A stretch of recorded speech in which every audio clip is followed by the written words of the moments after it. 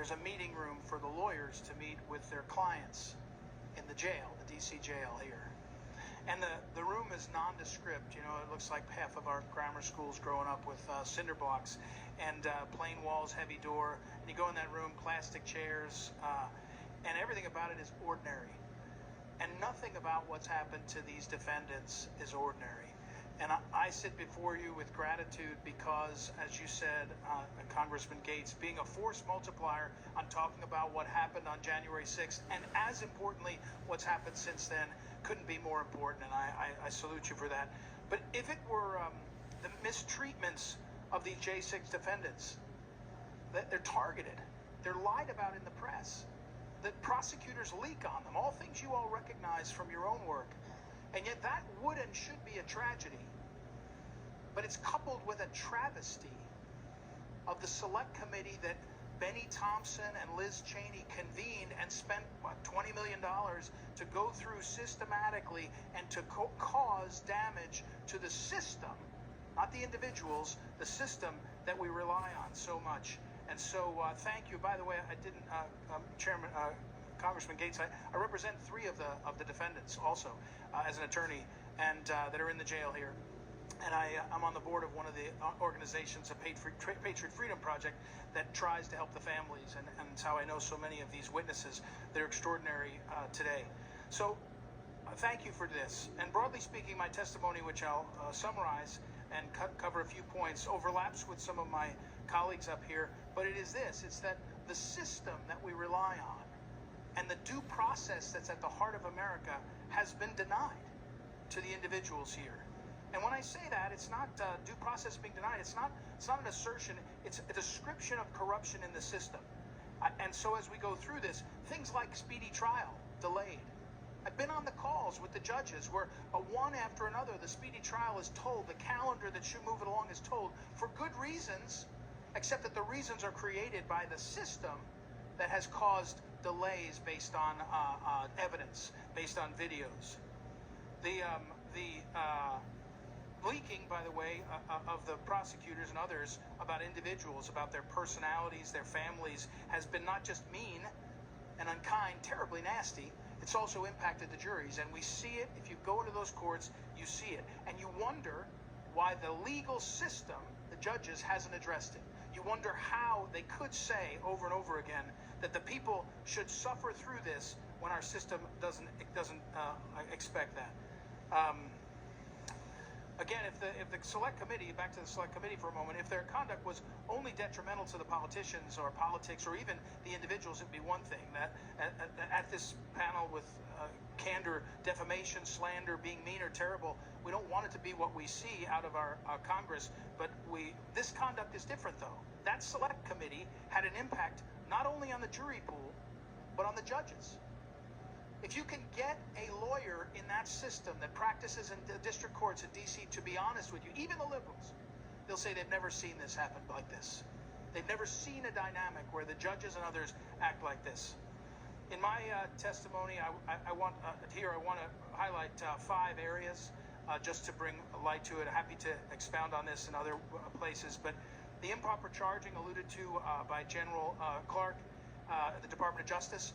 People that should have been dealt with as if they vandalized a car at a football game or trespassed on property at a school were charged with all those misdemeanors, and then they added a charge called obstruction of official proceeding. This charge was created by Andrew Weissman and his crew 15 or 20 years ago and managed by Lisa Monica and her crew, and added as a way to say, and our witnesses can tell you about it, well, you're charged with a misdemeanor, oh, and a felony, 20 years in jail. It's absolutely improper. It's never been charged. It was never intended for a proceeding that was gavelled in or gavelled out. It was witness tampering. It's a lie by the DOJ in federal court, and they don't address it. Targeting American citizens as terrorists instead of protesters. All of these men, mostly men, that stayed in jail for years before trial, did so because they said it was an armed insurrection, not a protest. If it was a protest, they'd all go home and prepare their defense. Instead, they stayed in a terrible prison. You all know that, and Marjorie Taylor Greene, the Congresswoman, has particularly shown the light, as did your former colleague, Louis Gohmert. the DC juries are not impartial. It's so blatant and brazen that as the court ends, the juror goes out and is interviewed on C-SPAN by Brian Lamb, and she says, "I knew what it all meant. I decided to tell my fellow jurors what it all meant," and she clearly, in the interview, didn't understand the law. Mr. Martin, your time's expired. Okay. We'll be back to you with questions, I'm sure, to probe those matters in greater detail. Ms. Perno, you're recognized. On the 25th of February 2022, my nephew, Matthew Lawrence Perna, went into his garage, placed a rope around his neck, and hanged himself. He was 37 years old, broken and close to unrecognizable. Matt had stopped going out, stopped sleeping, stopped eating, and was vomiting blood. We are a remarkably close family, and we did everything we could, but it wasn't enough. I will let Matt tell you why, in his own words, from a note he wrote on the worst day of his life. "I sacrificed my freedom when I entered into the Capitol building on January 6th, and in despair, took my own life the night that I wrote this." Signed, Matthew Perna. My nephew was extraordinary. He was honest and strong, and defined by his love of all people. He should have never been pushed to the point of despair. He had no intention of going into the Capitol when he traveled to D.C. In his mind, he was standing up for all of us. Matt believed we are still entitled to free speech in the United States of America, and did not think expressing it would cost him his life. He wanted to witness history and record it for his growing following on social media. Matt had never been in trouble in his life. The doors he went through had already been opened. Video has confirmed this. Congress has been out of session for almost an hour at that point. He did not touch, break, or steal anything and stayed within the velvet ropes, taking pictures and recording. These 14 minutes cost him everything. For the people who drove my nephew to kill himself, that was long enough to go after his reputation, his freedom, his business, his social media presence, his standing in the small community that had always been his home, his joy, his love of life, everything. What followed was one betrayal after another. From the moment Matt found out the FBI was looking for him, he turned himself in. The agents said it would make it easier for him. That was a lie. He was told his clean record would count in his favor. It did not. He was told that having no affiliation with any organized group would help. That was another lie. Then he was told that he would most likely face a fine and nothing else. Not true either. His attorney said his sentence would be less if he made a deal and pled guilty to all charges. That was perhaps the greatest lie of all. In fact, that deal was a trap, and the terms meant nothing to the DOJ, because after Matt pled guilty, the prosecutor decided to present a sentencing enhancement of terrorism, which could have meant many, many years behind bars, as compared to the 6 to 12 months that he was originally told. We all have a breaking point, and that was Matt's. Do not make the mistake of thinking that my nephew was weak. Nothing could be further from the truth.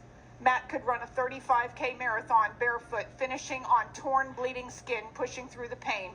But a life in prison was unimaginable to him.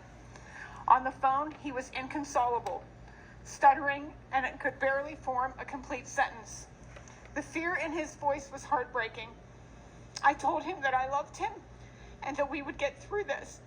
He told me that he loved me and thanked me for everything. I did not know that would be our last conversation. Matt had a deep faith in God, and though he prayed every day and sought help, no one could tell him when this nightmare would end, and that made everything worse. He had struggled from the start to live with shame and the damage to his beloved family and many friends, caused not by guilt, but those criminalizing the First Amendment. Dishonest, inaccurate reporting and the false J6 narrative in local and national news cast Matt as a violent domestic terrorist. It was a campaign of lies, death threats, and cruel accusations, and it pushed him to the edge. The flames of deceit shattered friendships and close relationships, and everyone around him suffered. I am only standing before this committee because my nephew hanged himself, and I am outraged. Congresswoman Marjorie Taylor Greene co-sponsored the Matthew Lawrence Perna Act of 2022 when former Congressman Louis Gohmert submitted it. She is the only person who co-sponsored it and has been the most vocal among her peers about the unjust treatment of the January 6ers. Recently, she called for the impeachment of Matthew Graves, who is just one of the many responsible for mentally torturing my nephew to the point of taking his own life. Ms. Greene has been my greatest support, and I am extremely grateful for her fearlessness. This bill could save someone in the future from a total overreach of power by our Justice Department. I ask you to bring this bill to the table and encourage your constituents to pass it. Please, I ask you, do not let my nephew's death be in vain. Matthew's funeral was attended by people from all over the country who had never met him. His online guest book received over 1,000 entries representing 13 countries and 45 states. But disappointingly, not even one sympathy message from anyone in Congress or the Department of Justice. How could strangers from Australia, Taiwan, and Antarctica have sent condolences while many in Congress have yet to hear his name? Since Matthew's death, 3 people have contacted me through social media. All 3 told me about a neighbor or a friend that found their picture on the FBI website for January 6th. Rather than waiting to be raided in their homes or turn themselves in, all 3 shot themselves in the head. How many more are there? We are never going to know. My amazing nephew, Matthew Lawrence Perna, left behind a father and a brother who are beyond devastated. Our family struggles every day, knowing that he died at the hands of our own Justice Department. We have become a country I no longer recognize. Our citizens have quickly been conditioned to fear speaking out for their beliefs. This needs to end. Nothing I do will ever bring Matthew Perna back. I have absolutely nothing to gain by being here today, but I will spend the rest of my life ensuring that he is never forgotten. Thank you for having me. Thank you for being here today. Mr. Strachan, you're recognized. First of all, thank you so much for holding this hearing. My name is Brandon Strock. I'm the founder of the Walkway Campaign and the proprietor of the Walkway social mobile app. On January 6, 2021, I was in Washington, D.C. as a scheduled speaker for a permitted event on the grounds of the U.S. Capitol. I sat in the front row at the Ellipse that day listening to President Trump speak. It made perfect sense to me when President Trump told the hundreds of thousands of attendees to march peacefully and patriotically to the Capitol, as the event was called the March to Save America, and it was my understanding that the crowd would march to the Capitol and attend the permitted rally to listen to dozens more speakers. As I was approaching the Capitol for my speaking obligation, I began receiving text messages from people around the country, at home watching on television, saying that they were hearing on the news that people were going inside the building. My first thoughts were of the numerous times throughout the years that left-wing protesters have gone inside government buildings to protest. In several instances, left-wing protesters have disrupted government hearings by shouting out and behaving chaotically, and typically the incident ends with protesters being removed and business resuming as normal. After years of attending and producing dozens and dozens of right-wing rallies and events, what I was being told was highly unusual. So I began shooting a video while approaching the Capitol and proceeded to shoot one long continuous video for about 10 minutes. I arrived on the east side Capitol grounds around 2:40 p.m. As I walked up to the Capitol building on the east side, there were zero police officers visible on the east side grounds. What might have been at one time closed barricades were now fully open. The large sidewalk on the east side was fully open and unobstructed. There were thousands of people strewn about all areas of the east side grounds, calmly talking and enjoying each other's company. There were no signs and no people present stating or indicating that people were not allowed to be where they were at the time I arrived. I walked very calmly up to the crowd on the east side steps. In my video, a man is seen shouting down to the people below, "They've opened the doors, we're going in." I continued to the top of the east side steps and filmed a crowd of people for 8 minutes, some of whom were trying to make their way in, most of whom were outside filming, like myself. I never entered the Capitol on January 6th. I never engaged in any violence, vandalism, theft, or destruction. I uploaded the video I'd shot to Twitter, but removed it a few short hours later when I was back in my hotel room and began to see on the television for the first time the images of people breaking windows and engaging in acts of violence. None of that was happening when I was on the East Side grounds during the 40 minutes or so that I was present. So I took my video down. However, it had already been copied by left-wing trolls who began reposting it over and over again every day and demanding that the FBI arrest me.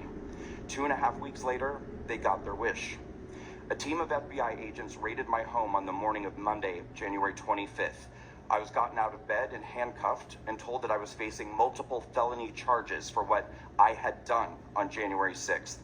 The agents began stripping my apartment of computers, phones, iPads, thumb drives, hard drives, camera equipment, clothing, and more.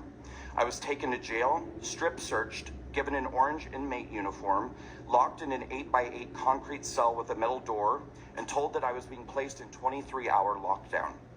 I was released from jail Wednesday morning later that week. Upon my release, I learned that I was being charged with 2 felonies and a misdemeanor, and threatened to be charged with the obstruction of an official proceeding felony in addition, which the prosecutor was sure to tell us carries the possibility of a 20-year prison sentence. Interestingly, one of my felony charges was occupying restricted grounds. The majority of people who entered the Capitol were being given misdemeanor occupying restricted building charges. I was being given a felony for being outside of the building. I was also charged with another felony because the FBI initially alleged that I shouted out to encourage the crowd to impede law enforcement. I was also charged with a misdemeanor for disorderly conduct with an intent to disrupt a hearing before Congress. The news of my arrest and the allegations around me, which I had no opportunity whatsoever to defend myself against, spread internationally during the days when I was in jail. The media reported as a matter of fact that I went to the Capitol to help attack police officers and to encourage violence and mayhem at the Capitol. When I was released from jail, I went back to my apartment and found a letter taped to my door saying that my building was terminating my month-to-month lease due to the media coverage and that I had 30 days to vacate the building.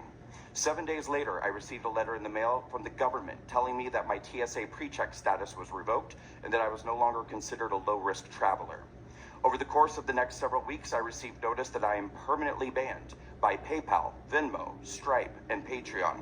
My organization's Walkway Foundation and Walkway Campaign PAC were also permanently banned from using these payment processors, and additionally banned from our donor portals. Both of my organizations and I were banned from our email service, MailChimp. So we moved to Constant Contact, who took our account for a short time, then also banned us after numerous left-wing instigators contacted them to tell them that I was a violent insurrectionist using their platforms to raise money for political violence. Mr. Straka, that's the end of your time, but I think we'll get back to you for questions if that's all right.